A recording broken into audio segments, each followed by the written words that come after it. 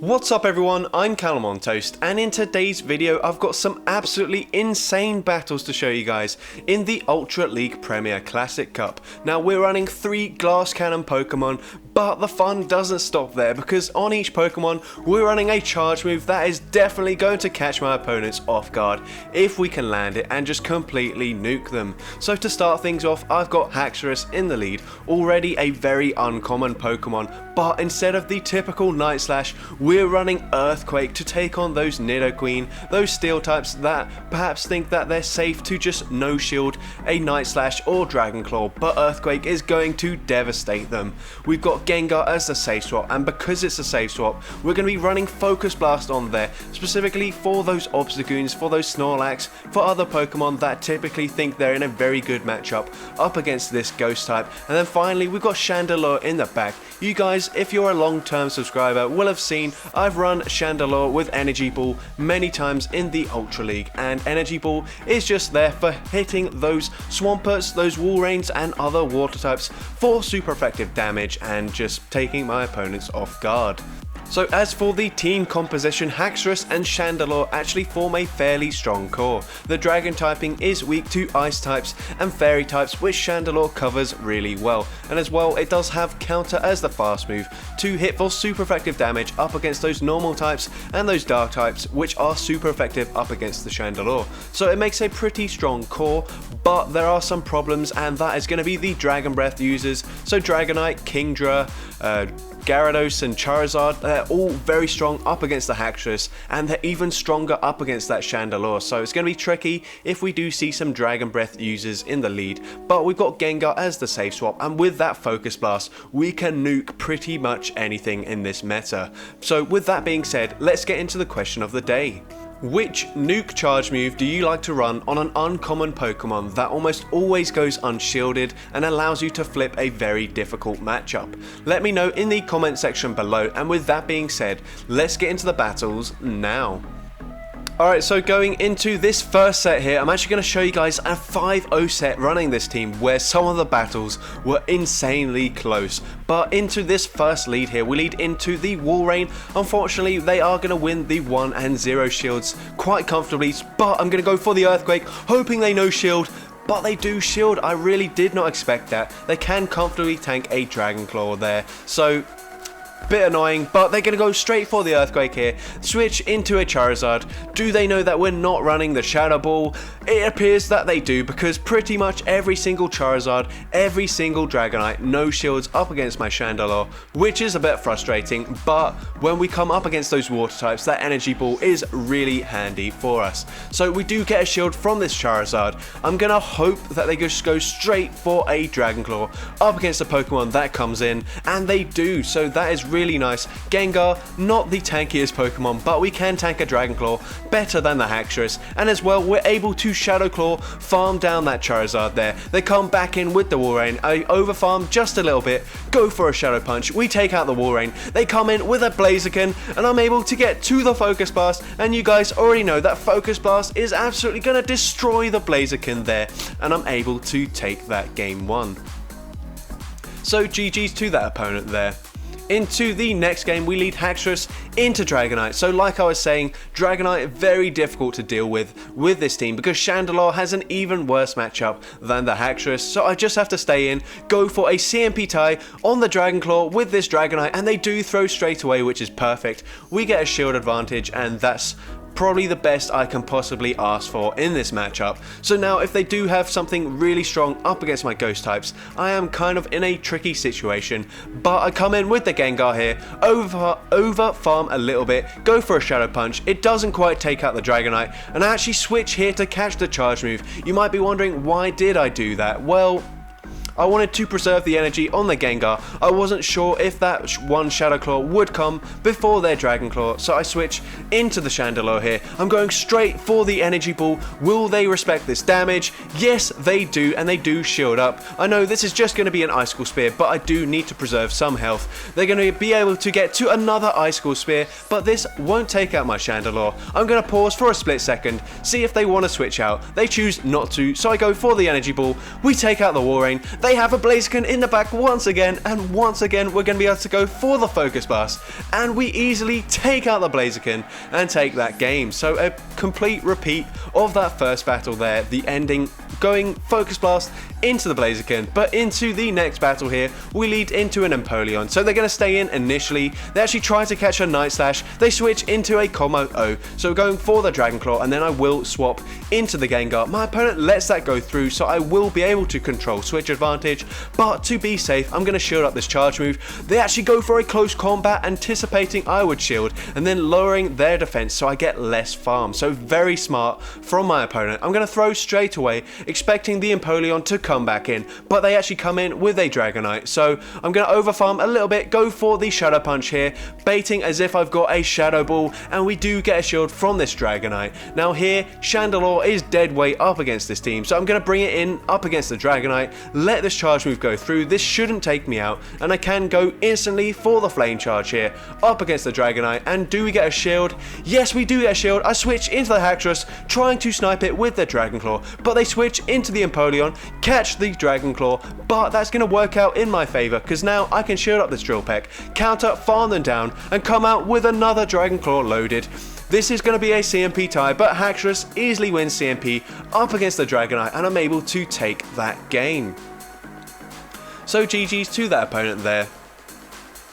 Into the next game, we lead into an Escavalier. I'm going to swap out because I have two better responses to Escavalier in the back, because we triple or double resist the counter damage with my ghost types here. I'm going to shield up this Drill Run. My opponent switches into a Swampert. I'm going to counter 5, go for a Focus Blast on the CMP tie with the Hydro Cannon. Focus Blast gets shielded, which is super frustrating, but at that range a Shadow Ball is going to be doing a lot of damage and we would be able to flip the matchup, so I do understand why they shield. We're going to wait out the switch clock, come in with the Haxorus here. I'm expecting them to go straight for the Earthquake, so I will shield up this charge move. It is the Earthquake, and at this point I'm going to commit to counter, farm them down, hoping that they throw straight away when they reach the Hydro Cannon, and they do. So we do counter, farm them down fully. I'm going to go for the Earthquake into the Escavalier here, and if they don't shield this, this should be taking out the Escavalier. And now they come in with a Charizard. We resist the Fire Spins, so I'm going to go for a Dragon Claw here, go for one more counter, farm up to the second Dragon Claw, switch out into the Chandelure. We do win CMP with the Haxorus up against the Charizard and up against most Pokemon in this meta. They're going to go for a Dragon Claw. We can tank that, and Chandelure is going to get a shield from this Charizard, meaning that they are now exposed and that a Dragon Claw will be enough to take out the Charizard in the end, as long as we don't lag, and we don't lag. So this is another CMP tie here. Dragon Claw takes out the Charizard, and I'm able to take that game. So you see, we're already 4-0 in this set. These battles have flown by. We're going to lead into another Dragonite. This time they're running Dragon Tail as the fast move, which is a lot harder to deal with because we kind of have to go for the CMP tie there, but they do get a full Dragon Tail through. But they also let the Dragon Claw through, which is perfect for me. They're going to switch into the Sizzle here. I'm really hoping that they've got an Escavalier in the back, because this is a very common team in the Open Ultra League, but we'll see if they like to run the same team in the Ultra League Premier Classic. So I'm going to come in with the Chandelure here, and they are at the back-to-back Night Slashes, so I'm going to shield both of these charge moves. This next Incinerate goes through, and that will take out the Sizzle, and we will come out with a charge move loaded. Or not quite, sorry. We're going to go for the Energy Ball here, up against the Walrein. Do they respect the damage? They do not. We're going to go for 2 Incinerates, pause for a split second, switch, and we catch the charge move on the Haxorus. It's the Earthquake, and that is perfect. That's going to allow me to win this game, and my opponent concedes the match. So GG's to that opponent there, and you see we will go 5-0 in this set. So a pretty crazy set here, and the battles are only going to get even more insane as we lead into a Swampert in the next battle here. My opponent switches into a Nidoqueen. We're going to switch into the Gengar here. This is a pretty tricky matchup. They're probably going to bait me, but I have to respect that Earth Power damage. They do go for the Poison Fang bait, which is annoying, but that's just what we got to deal with. We're going for a Shadow Punch. We get a shield from this Nidoqueen, and now at this point I'm thinking they they have to go for the Earth Power surely, and they do, which gives me a lot of room to overfarm here, go for a Shadow Punch. This won't quite KO, but they're still not going to be able to get to another Earth Power at this point, so I can let this charge move go through. As well, I've got no shield, so I have to let it go through, but we do tank that comfortably. I'm going straight for the Focus Blast. It's a Typhlosion that comes in. Focus Blast nearly one-shots them. I switch back into the Haxorus here, and at this point, I'm going straight for the Earthquake. I think that's my only win condition, going for the Earthquake, and my opponent lets that move go through as well, and at this point, they have to go for the Earthquake to take me out. I'm going to come in with the Gengar here, Shadow Claw, farm down this Swampert, and we're able to take that game. So GG's to that opponent there. That was a game where those nuke charge moves really came in hand. So into the next battle, we lead into an Empoleon. My opponent switches into a Fairy type, and I already know this is going to be a double charm team. So I switch into the Chandelure here. I'm going to go for the Flame Charge. It does a lot of damage to the Sylveon, and I'm going to be able to one shield, farm them down, and come out with a ton of energy to throw into the Empoleon here. So we are able to Incinerate, farm them down. I'm going for the Energy Ball as it will do a little bit more damage, and as well has the chance to debuff my opponent's defense. We go for it, it gets shielded. We don't get the defense drop, but that is perfectly fine. I switch into the Haxorus. They come in with the Togekiss here, so I'm going to overfarm here, go for a Shadow Punch, really hoping to get the final shield from my opponent, and I'm able to, and now I'm going to shield up this Ancient Power, or what I believe to be an Ancient Power. It is the Ancient Power. Go for one more Shadow Claw there, go for the Shadow Punch. Shadow Punch doesn't do enough to take them out. I'm going to overfarm, let them get me as low as possible. I'm actually going to undercharge this. We'll see if this takes me out. It does take out the Togekiss, sorry. We can come in with the Haxorus here. We will live a Drill Peck, and I'm going to be able to get to the Earthquake up against this Empoleon. An Earthquake is going to be easily enough to take out this Empoleon, and we take that game. So GG's to that opponent, although they're running double charms, so probably not GG's. But into the next game, we lead into a Dragonite. Very tricky situation here, and once again, it's a Dragon Tail Dragonite. So I'm actually just going to go for the Dragon Claw here on the 5th counter. I switch into the Gengar here. My opponent actually goes for a superpower, which is a massive mistake. They come in with the Obstagoon here, and at this point I'm thinking I might even survive a Night Slash at this range. And we do. We have the Focus Blast loaded, and is my opponent going to respect the damage? No, and we one-shot an Obstagoon, a Pokemon that is meant to hard wall Gengar, and that is just insane. We come in with the Chandelure here, and I'm even able to Incinerate, farm down the Dragonite. They come in with the Walrein. We're going straight for the Energy Ball. Is my opponent going to respect it? No, and at this point, my opponent should just give up, and they do. So GG's to that opponent there, but that Focus Blast landing on the Obstagoon was insane. So going into the next battle here, we lead Haxorus into a Trevenant. So this would be quite nice if we had the Night Slash, but we've got two Ghost types in the back anyway. So I'm going to switch into the Gengar here. They're going to go straight for a Seed Bomb. I can tank this, and I will. They switch into a Swampert. I'm going for that Focus Blast again. Is my opponent going to respect the damage? No, and we one-shot the Swampert there. That's not even super effective damage. That's not even a stab charge move, but we one-shot a Pokemon there with the Focus Blast. So that is insane. We're going to come in with the Chandelure here. We're going to shield up this charge move, and I think we're actually going to switch into the Haxorus here. We do lag a little bit, but this should still just be another Seed Bomb from the Trevenant, and it is. I'm able to counter, farm down my opponent. They come in with a Walrein. I'm going to go for a Dragon Claw on the CMP tie with the Icicle Spear. They choose not to throw, so I'm going to go for another Dragon Claw up against this Walrein. And they let this one go through, which does make sense because Chandelure is going to hit harder with its charge moves. We're going to shield this Icicle Spear up. We're able to get to the back-to-back Flame Charges, and they're not throwing their charge move here, so that is perfect. We will win the CMP tie. They're even still not at the Earthquake, and Flame Charge is able to take out the Walrein, and I'm able to take that game. So GG's to that opponent there. Into the next game, we lead into an Alolan Golem, so a pretty good lead for us. They switch into a Shadow Kingdra. These Dragon Breaths are absolutely chunking against us. We're going to go for a Dragon Claw. We get a shield from my opponent. I switch into the Gengar here, and they're going to go for an Octazooka. I really hope that they don't debuff my attack. and they don't, which is nice. I'm going to go for a Shadow Punch here. I really just want to get rid of this Kingdra. These Dragon Breaths are absolutely chunking, and I'm able to Shadow Claw, farm them down. Now, they're going to come back in with the Alolan Golem here. We're going for the Focus Blast. Are they going to respect the damage from this Gengar? Yes, they are, which is a bit frustrating, but I'm able to get to a Shadow Punch, but they catch it on a Togekiss. Very nice play there, but we do appreciate some damage there on the Togekiss, and at this point it's going to be pretty tricky, but I need to go for a Flame Charge, undercharge it, and then come out with an Energy Ball loaded, and that should actually be fine because this Flame Charge isn't going to do enough to take them out. And then that means we're able to get one more Incinerate through. We have an Energy Ball loaded. It doesn't matter that this Alolan Golem has like 5,000 energy because Energy Ball takes out the Golem and I'm able to take that game. So going into the next battle here, we lead into a Crobat, so I'm going to switch straight away into the Gengar here. My opponent stays in for a while, they switch into the Obstagoon here, and I'm barely not able to get to that Focus Blast. But once again, Night Slash isn't enough to take out the Gengar, so I'm going to go for the Focus Blast. Focus Blast takes out the Obstagoon once again. They come in with a Swampert, they're able to Mud Shot, farm me down, which is not great because Swampert, even up against Haxorus, is going to be pretty deadly if it can land an Earthquake. I go straight for that Dragon Claw there.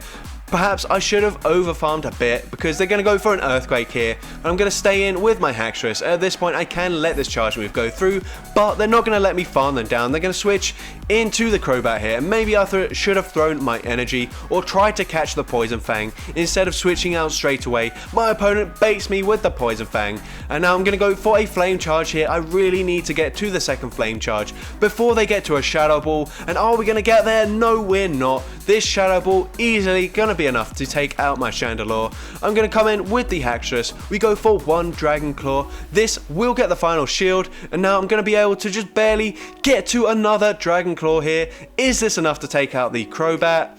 No, it's not, and unfortunately we do lose that game.